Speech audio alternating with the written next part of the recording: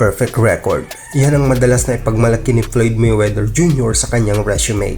50 wins, 0 losses. Isang numero na halos imposible maabot sa modern boxing. Sa tuwing ma-interview siya, lagi niyang binabalikan ang malinis na kartada na ito. Parang sinasabi niya sa mundo, walang nakatalo sa akin. Pero alam mo ba, may mga laban siya na muntik nang magbago sa istoryang yan? At kung nagkataon, baka hindi natin siya kilala ngayong bilang undefeated legend. Tara, samahan niyo akong balikan ang mga laban na yumanig sa tuhod ni undefeated champion na si Floyd Mayweather Jr.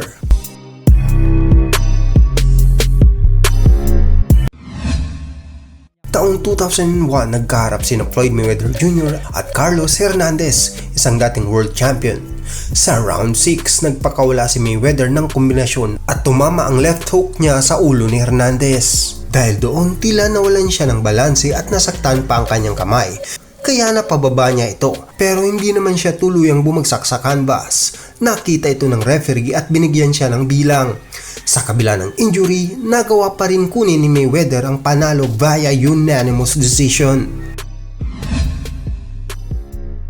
Sa laban niya naman kay Zab Judah noong 2006, may isang sandali kung saan akmang babato sana si Mayweather ng straight punch. Pero isang malakas na right hook ang sumalubong dito. Nawalan siya ng balanse at gumapang sa canvas gamit ang kanyang kanang kamay. Lehitimo ang knockdown. Kahit hindi ito binigyan ng tawag ng referee, ito ang nag-iisang knockdown sa kanyang karera. Pero kahit ganon, nanaig si Mayweather via unanimous decision.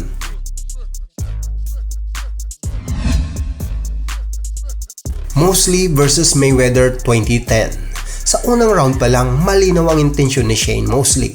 Hanapin ang tamang anggulo para sa kanyang right straight. Nag-set up siya gamit ang jab sa ulo, pero hindi pa ito tumatama ng malinis. Sa round 2, nag-adjust siya. Jab sa katawan, sabay isang right straight na tumama ng solid habang nakababa ang depensa ni Mayweather. Napakapit si Floyd.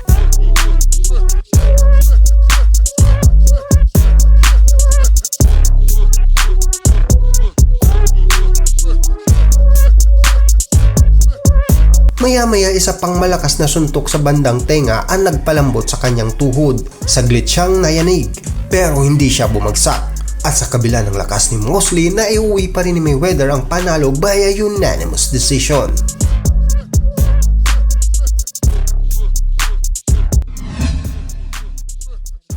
Maidana vs Mayweather 2014. Sa unang laban pa lang, nagpakita si Maidana ng agresibong approach laban kay Mayweather.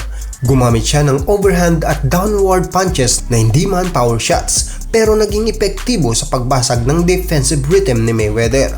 Bagamat nanalo si Mayweather, naniniwala si Maidana na siya ang mas nararapat sa panalo, kaya nagkaroon ng rematch.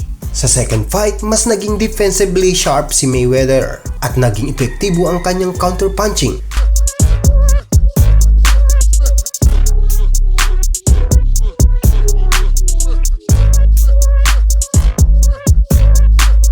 Gayunpaman, nag-adjust si Maidana.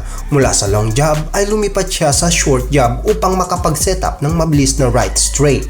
Isang solid na tama ang muntik ng makapinsala kay Mayweather, pero saved by the bell.